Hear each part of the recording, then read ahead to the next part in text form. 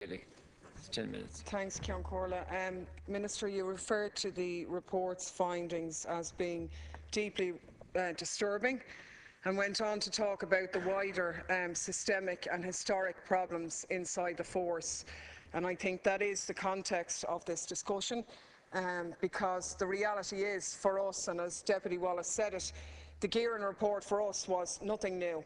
It was just an absolute and utter vindication of the stories and the experiences that we have had over the past 2 years or so, and what probably struck us most was how similar the conclusions of Mr Guerin was to the points we had been making repeatedly in this House, in many instances to ridicule from the government benches and indeed some of the opposition. Now, I think the Guerin Report itself deals with, in the main, obviously instances in great detail the accounts of injustices and insufficient investigations in a number of serious incidents in the Baileyborough area, which have had tragic consequences for all of the participants. It then goes on to deal with the issue of the Gardaí themselves, and I think what is striking is the pattern in this scenario, the pattern of not properly investigating things, the pattern of investigations being heard. In many instances, internally, the complaints of Maurice McCabe were actually upheld, but no action was subsequently taken after that, and what Mr Guerin called an insubordination existing and a certain lawlessness and so on. And I do think we have to be mindful of the fact that the people in these stories were people who had in many instances become the victims of crime and turned to An Garda Síochana for help, and then they actually, rather than helping, compounded the difficulty. And that's the legacy really that we're dealing with. And of course the Guerin Report primarily and importantly deals with the absolute abdication of any responsibility for his statutory role of the former Minister for Justice in relation to dealing with these matters, and indeed the higher echelons of the Department of Justice as well, because what screamed out at you was the point that we were making, that none of this could have happened without the special relationship that existed both in law and personally between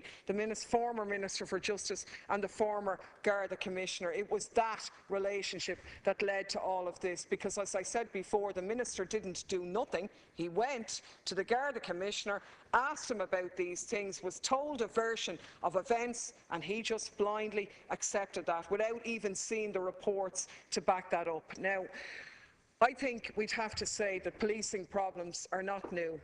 There have been horrific cases over the decades, well in advance of this government's lifetime. The 1984 murder of Patrick Nugent in Bunratty, believed to be at the hands of Gardaí and staged up as a car accident. The brutal death of 14-year-old Brian Rossiter in a Garda station in Tipperary. Nicky Kelly being fitted up for the train robbery, the Kerry Babies case, Abilara, Donegal, the repeated United Nations report about the appalling policing scenario in Corrib, and on and on. I mean, who is the government trying to con, if you like, when we say that we didn't know about these things? We did know about these things. And to me, what made them absolutely worse, and which is the legacy that the Minister has to deal with, is that all of the people, or most of them, who were involved in the heavy gang in the Nicky Kelly case were promoted. All of them who were involved in the Kerry Babies case were promoted. And here we had, in the midst of the Guerin Report, the initial investigation and complaint that Maurice McCabe went to the confidential recipient over was about the promotion, or putting on a panel for promotion, of somebody who had stood over other lawlessness. And what really struck me was the correspondence in the report from the confidential recipient, where he spelled out to the Minister that in his opinion it would be undermining decent guards and setting a wrong signal to promote somebody like that, and yet the complaint was not upheld. And for us, probably what was really sickening in reading the report, apart from the fact that everybody listened to Mr Guerin and nobody seemed to care that much when we were saying it, but no, look, what it was actually the level of correspondence that existed, which we had no knowledge of, in the department's hands from Maurice McCabe and his solicitors. stuff that we didn't know that they knew, and we were making points in here and we were being rubbished about it, but yet they had information which absolutely backed up what we were saying. And I think this is important because, like the case referred to by Deputy Wallace about former Garda Jack Doyle and the way he was forced out, and you know, the Kieran Boylan case was shocked the nation, and if you like, GSOC put their colours to the mast on that one. But in essence, Jack Doyle's story was a forerunner of that, where the guards basically ran a drug runner and were playing both sides of the camp. And the allegation is that somebody in the very high ranks of An Garda Síochana presently was involved in the Boylan case, and in that case decades before. I think the points made by Deputy Doherty, which were previously made by Deputy Flanagan here in Leaders' Questions about the number of sitting guards who are reporting instances of guards being involved in drug running and so on. And again, we have certainly cases of that ourselves. Look, this is a systemic problem, absolutely. So, you know, now we have one commission, two commission. Is it going to be three commission, four? I mean, we need more. And the government has said that we need to look at this bigger with an independent police authority. What I would say, and in fairness, Professor Dermot Walsh, who is an expert in policing, has put this very much in the best way to my mind. He says it's less than 10 years since we've had the Morris Tribunal and all of the reforms that were promised since then, and it hasn't worked. What's to say that these commissions are going to yield anything better? They aren't. I'm not saying we shouldn't have them, but we need something bigger. So we do need a patent-style commission where we step out from the ranks of what's presently there and we say, what do we want in a modern police force in Ireland? What should a police, and I think the first answer is that we don't want a police force. We want a police service that's accountable and held accountable to the population. And I think the problem with the Commission of Investigation is it's going to deal with specific allegations in Baileyborough. We know that, you know, there are other instances around the country. There are uninvestigated deaths in Tullamore, the pain of the Toohey family, the Goonan family, incidents in Limerick, the malpractice in Cork, where I know that the Ian Bailey was in correspondence with the Taoiseach, or his solicitors were this week, where his legal team put the cost of the Garda efforts to frame him as costing the state and the taxpayer over the 18 years being roughly between 40 and 50 million euros in Garda overtime and resources to fit him up. Meanwhile, the murderer of Sophie Toscan de Plantier is still out there, and Ian Bailey and his partner have been totally, well, they're obviously vindicated now, but have had a horrendous time. As Deputy Wallace said, there's so much hurt out there and cases out there. We are just absolutely snowed under, and both from citizens and from Gardaí who are coming forward now. That's a good thing, that there's an openness developing. How the Minister is going to deal with that, I don't know.